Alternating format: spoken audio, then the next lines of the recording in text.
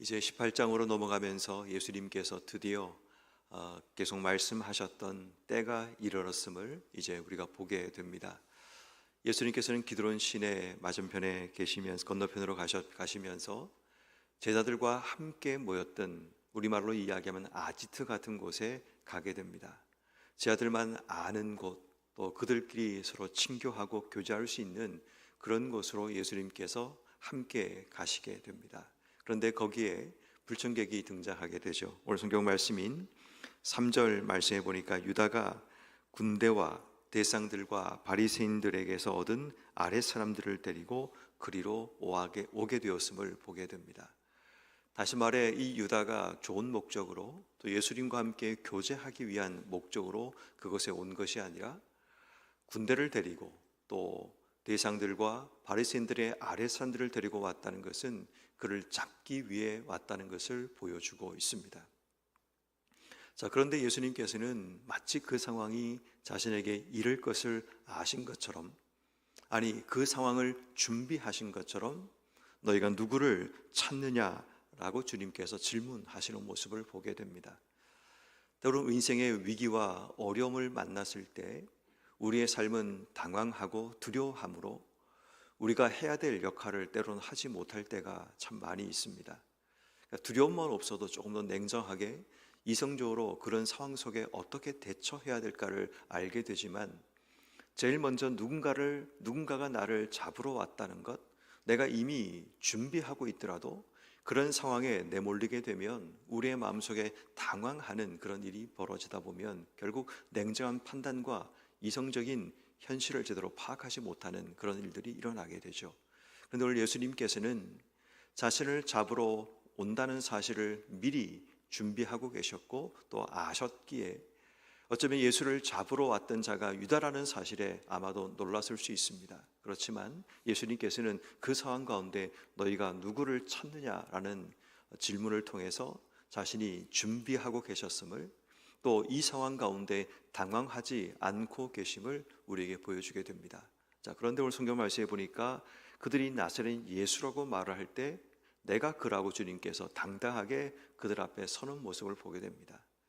그랬더니 그를 잡으러 왔던 자들이 뒤로 물러가게 됩니다. 아마도 예수님의 당당함이라든지 신적인 권위 앞에 그들이 뒤로 물러서는 그런 일이 벌어지게 되고, 또 한 번 그들이 예수님 앞에 나왔을 때 예수님께서 누구를 찾느냐고 물으시고 내가 바로 그로다라고 대답을 하시는 장면을 보게 됩니다.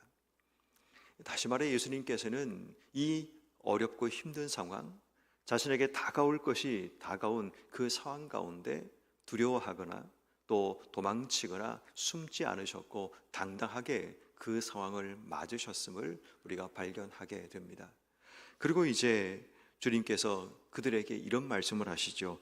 8절 말씀에 나를 찾거든 이 사람들이 가는 것을 용납하라 하시니, 이 말씀이 무슨 말인가를 9절에 이는 아버지께서 내게 주신 자 중에서 하나도 잃지 아니하였사옵나이다 하신 말씀을 응하게 하려 함이다 라고 말합니다. 예수님은 그 긴박하고 그 두려운 상황 가운데 자신의 사람들을 챙기고 있는 모습을 보게 됩니다. 자신의 사람들이 이들에게 붙잡혀가서 자신과 같은 고초와 어려움을 경험하지 않도록 나 혼자로 쭉 하지 않느냐, 이들은 가는 것을 용납해라, 이들을 잃어버리지 않기 원한다라는 그 말씀을 그들에게 하십니다. 그것은 결국 아버지의 뜻을 이루는 또 하나의 과정임을 보게 됩니다. 사람들이 당황하고 두려워하면 자신밖에 보이지 않죠. 주변이 보이지 않죠. 그런데 예수님께서는 그 상황 가운데 자기의 사람들을 배려하고 챙겨나가시는 그 모습을 발견하게 됩니다. 그리고 난 뒤에 10절 말씀에 시몬 베드로가 칼을 들어 자신을 잡으러 왔던 가장 권세 있어 보이는 대제사장의 종을 이제 칼로 치는 장면이 등장하게 됩니다. 그 사람의 이름을 말고라고 성경은 기록합니다. 그때 예수님께서 잘했다고 칭찬하는 것이 아니라 11절 말씀에 보면 칼을 칼집에 꽂으라 라고 말씀하십니다. 이 칼을 칼집에 꽂으라라는 이 말씀은 굉장히 중요한 의미가 있습니다. 예수님께서는 이 땅 속에 칼과 힘을 가지고 세상을 구원하기 위해 오신 것이 아니라는 사실을 명확하게 말을 합니다. 어쩌면 우리 같으면 그 상황 가운데 힘과 힘으로 부딪혀서 힘으로 그들을 꺾는 것이 어쩌면 더 유익해 보일 수도 있습니다. 어쩌면 예수님께서는 미리 준비하셨다면 자기 사람들 또 자기를 따르는 지지층들을 준비하고 세워놓아서 그들과 함께 이 세력들을 대항했다면 아마도 예수님께서는 이 위기와 어려움을 극복할 수 있지 않았을까를 생각해 보게 됩니다. 그리고 자기를 위해서 생명을 걸고 칼을 뽑은 베드로는 정말 너는 언제 봐도 충신이라고 충복이라고 그렇게 말할 수 있는 상황이었지만 예수님께서는 말씀하시기를 칼을 칼집에 꽂으라 라고 말합니다. 칼은 칼집에 꽂혀 있어야지 칼의 위엄과 능력이 나타난다는 것을 말씀합니다. 그리고 더 이상 칼을 가지고 세상을 정복하거나 칼을 가지고 힘을 드러내는 것이 세상을 구원하는 방법이 아니라는 것을 말씀하시면서 그 다음 말씀을 아버지께서 주신 잔을 내가 마시지 아니하겠느냐라고 말씀하십니다. 우린 오늘 이 본문 말씀을 통해서 자신을 잡으러 온 자들 앞에 어쩌면 인생의 가장 두렵고 떨리는 순간 앞에 당당하게 자신을 드러내시는 예수의 모습, 자신만 당당할 것이 아니라 자기의 사람들을 챙기고 또 그들이 위험에 빠지지 않도록 돕고 계시는 예수의 모습, 칼과 힘을 가지고 자신의 위기와 문제를 풀어가지 않으려고 하신 예수의 모습을 발견하게 됩니다.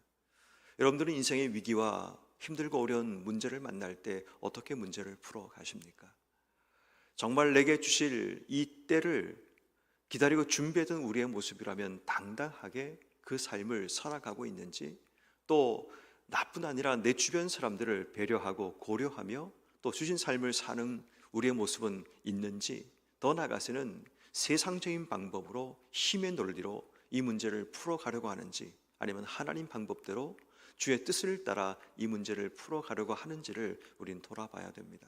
특별히 오늘 우리가 주목해야 될 것은 뭐냐 하면, 어떻게 예수님께서 그런 상황 속에서도 당당할 수 있고, 그런 상황 속에서도 사람들을 배려할 수 있고, 그런 상황 가운데서도 세상의 방법이 아니라 하나님 방법으로 자신의 마지막 길을 걸어갈 수 있는가, 여기에 우리의 초점이 있어야 합니다.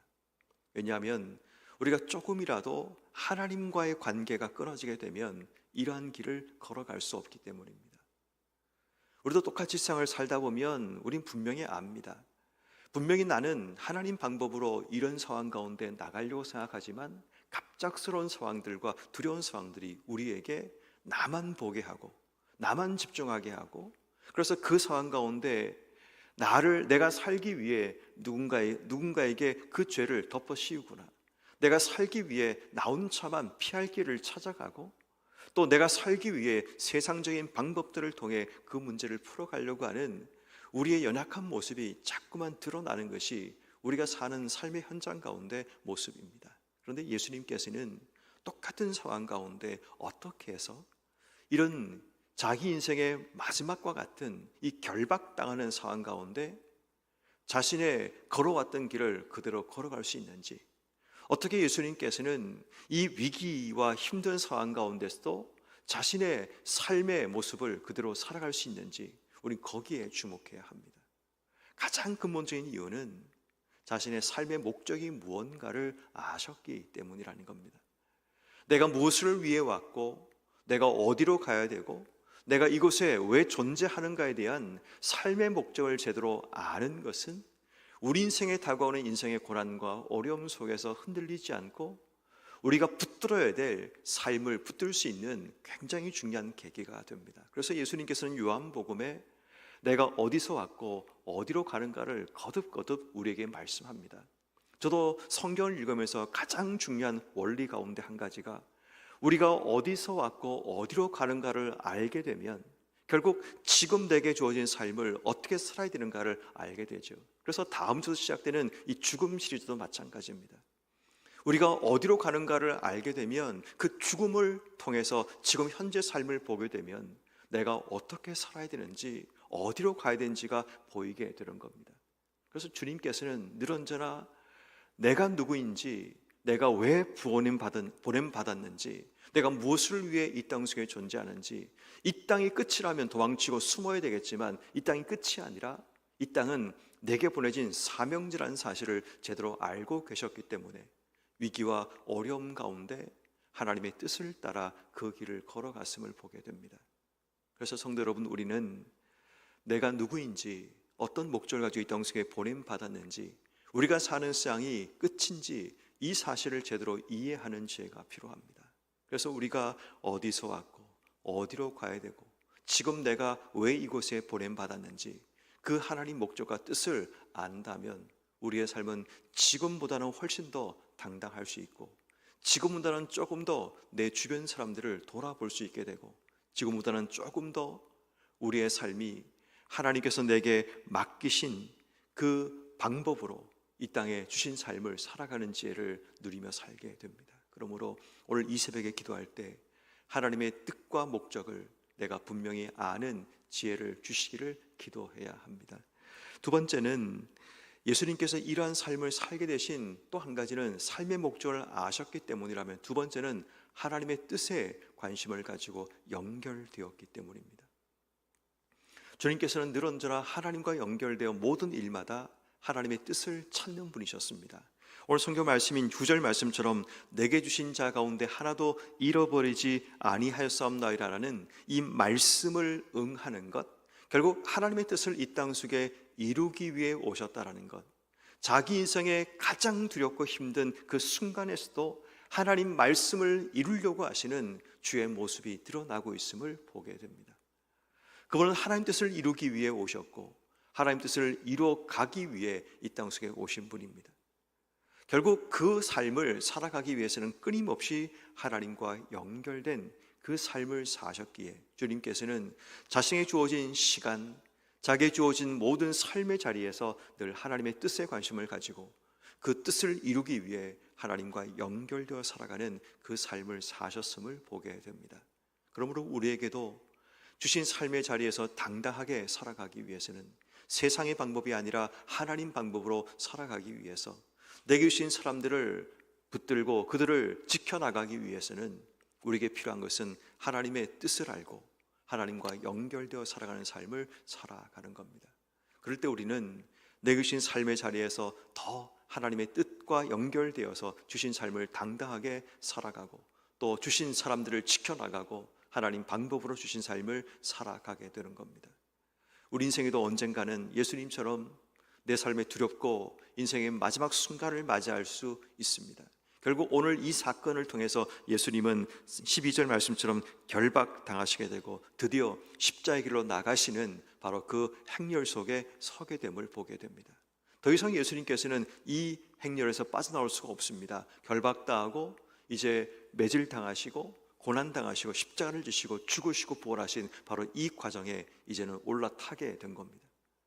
결국 이 과정이 우리 인생 가운데는 가장 두렵고 힘든 순간일 수 있지만 예수님께서는 담대하게 이 부분을 받아들이셨고 당당하게 자기의 사람들을 지키시며 세상의 방법이 아니라 하나님이 원하셨던 하나님 방법으로 그 일을 할 수 있었던 바로 그 원인, 내 삶의 목적을 알고 하나님 뜻을 알고 하나님과 연결되신 바로 예수님을 기억하며 오늘도 주신 삶을 살아갈 때 내게 주신 하나님의 목적과 주의 뜻을 분별하고 주님과 연결되어 나가시는 이런 모두가 되셔서 오늘도 당당하게 주신 삶의 자리에서 내게 주신 사람들을 지켜나가고 더 나가서는 하나님 방법으로 담대하게 나가시는 여러분 한 분 한 분 되기를 주의 이름으로 축원합니다.